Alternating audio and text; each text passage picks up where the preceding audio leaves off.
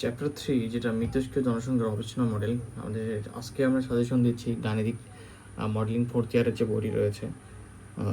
তো এই বইটির হচ্ছে আজকে চ্যাপ্টার 3, 4 এবং 5 দেখার চেষ্টা করব। তো চ্যাপ্টার 3 থেকে প্রতি বছর 25 মার্কের প্রায় 25 মার্কের প্রশ্ন হয়ে থাকে, খুবই গুরুত্বপূর্ণ একটা চ্যাপ্টার। তো আমরা একটু দেখার চেষ্টা করি কোন প্রশ্নগুলো তোমাদের এবার জন্য খুব বেশি গুরুত্বপূর্ণ। শুধু প্রশ্নগুলি দেখার ট্রাই করবো। খ এবং গ বিভাগ মিলে 25 মার্কের প্রশ্ন হয়। তো এটা গুরুত্বপূর্ণ না, লটকা ভ্যালতারা মডেল তোমরা দেখতে পারো, ঠিক আছে, লটকা ভ্যালতারা মডেল দেখতে পারো। গুরুত্বপূর্ণ যেগুলো সেগুলো পড়তে হবে এবং কোনগুলো সব কোন পেতে গেলে কোনগুলো পড়তে হবে সেগুলো দেখাই দেবো। বাট তোমরা আগে গুরুত্বপূর্ণগুলো শেষ করবা।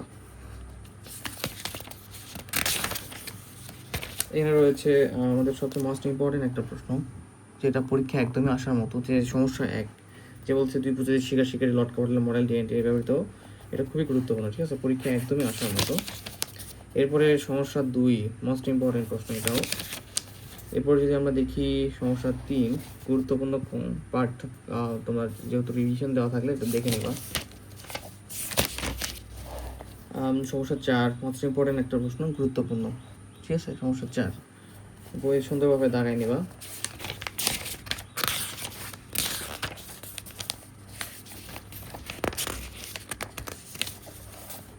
সমস্যা 5 দেখতে হবে, ইম্পর্টেন্ট আছে, সমস্যা 5ও দেখতে হবে, ঠিক আছে।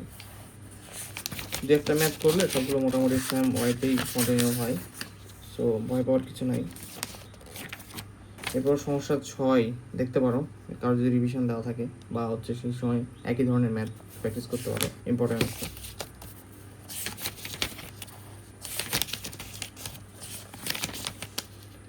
সমস্যা 8 মোস্ট ইম্পর্টেন্ট একটা প্রশ্ন, সমস্যা 8 খুবই গুরুত্বপূর্ণ একটা প্রশ্ন, চ্যাপ্টার 3 জন্য খুব গুরুত্বপূর্ণ, দেখে নাও, ঠিক আছে, এটা খুব ভালোভাবে প্র্যাকটিস করবা। পরে সমস্যা 9 এর এখানে জাস্ট এটা খ বিভাগে আসতে পারে, দ্বি প্রজাতির মডেলটা বর্ণনা করো, সো দেখে নিতে পারো, ঠিক আছে। এটা একটু দেখতে পারো, লটকা ভ্যালতারা মডেলের ভারসাম্য আস্থা স্থিতিশীলতা, এটা একটু দেখে নিতে পারো, 2005-19 সালে আসছে।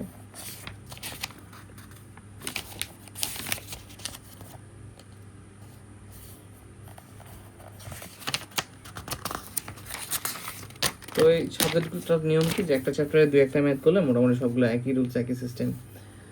এক্সাম্পল 12টা দেখতে হবে, এখানে মোস্ট ইম্পর্টেন্ট একটা প্রশ্ন। সমস্যা 12, সমস্যা 13 দেখতে হবে, খুব বেশি গুরুত্বপূর্ণ না, বাট সমস্যা 13টাও দেখতে হবে, ঠিক আছে।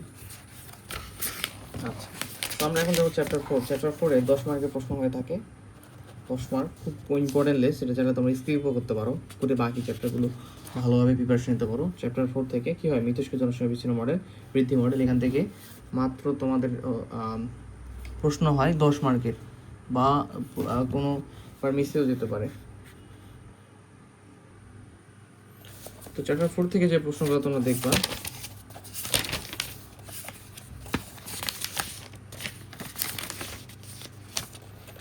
সমস্যা 1 দেখতে হবে, ঠিক আছে, গুরুত্বপূর্ণ আছে, এখানে খুবই প্রশ্ন কম আছে, এর ফলে এখান থেকে 10 মার্কের প্রশ্ন আসে, কোনো বার মিস যায়, বাট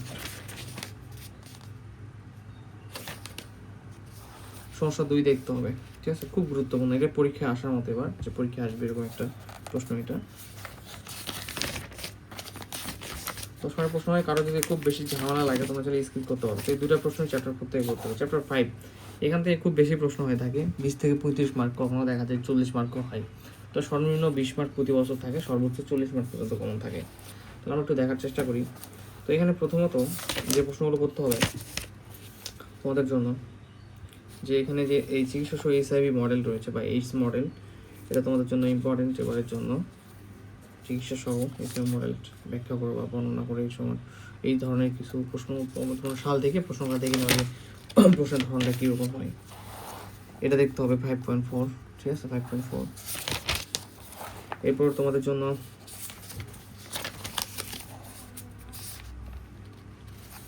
গতবার পরীক্ষায় আসছিল এ নাম্বারটা, সমস্যা 2 এর এ আসছিল, তোমরা এই যে বি নাম্বারটা করবা, বি নাম্বারটা, ঠিক আছে, বি নাম্বারটা তোমাদের জন্য এবার ইম্পর্টেন্ট আছে, সমস্যা 2 এর বি নাম্বার।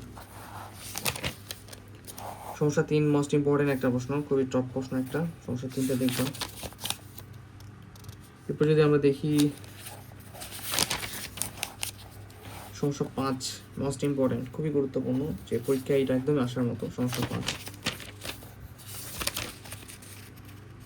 সমস্যা 6 ইম্পর্টেন্ট রয়েছে, ওই আগের যে ম্যাথগুলো করেছি একই ধরনের, সমস্যা 6টাও করে ফেলবা, ক্লাসে বোঝাই দেওয়া হয়েছিল যে কীভাবে করতে পারো।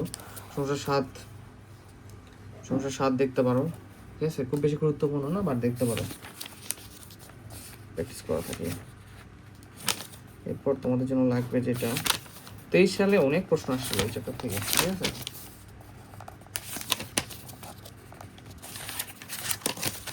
এই কয়টা প্রশ্ন চ্যাপ্টার 5-এ পড়লেই মোটামুটি 20 থেকে 30 মার্কের প্রশ্ন কমন পাবো। আর কয় বিভাগের জন্য? লাস্ট 10 ইয়ার। ধরো এখন যদি তুমি 24 সালের এক্সাম দাও, 14 সাল থেকে তুমি প্রশ্নগুলো, কয় বিভাগের প্রশ্নগুলো দেখতে পারো, ঠিক আছে। তো টোটালি আমাদের ফাইনালি সাবজেক্টের সাজেশনটা কমপ্লিট হলো, তোমাদের পরীক্ষার সামনে সেটা ভালো একটা প্রস্তুতি নাও। আর এটা কথা হচ্ছে, যেগুলো থেকে চ্যাপ্টার থেকে বেশি প্রশ্ন হয়ে থাকে সেই চ্যাপ্টারগুলোতে একটু ফোকাস বেশি দিতে হবে, যেমন চ্যাপ্টার 1, চ্যাপ্টার 3, চ্যাপ্টার 5, ঠিক আছে। তো 1, 3, 5 করলে মোটামুটি আমরা কভার করে ফেলতে পারবো। যেমন এখানে যদি দেখি 1 থেকে একটা আসছে, 3 থেকে একটা আসছে, 2টা, 3টা, 4টা, 5টা, ঠিক আছে। 1, 3, 5 করলে আমরা 5টা করে প্রশ্ন খুব রিল্যাক্সে লিখতে পারবো খ ও গ বিভাগে। ওকে, নেক্সট তোমাদের নেক্সট আর কোনো তো মনে হয় এক্সাম নেই, এই ভাইবা অ্যান্ড হচ্ছে ম্যাথলে। সো সবার জন্য শুভকামনা রইল। কোনো প্রবলেম সলভ ক্লাস হলে সেগুলো এখন দেওয়া হবে। ধন্যবাদ।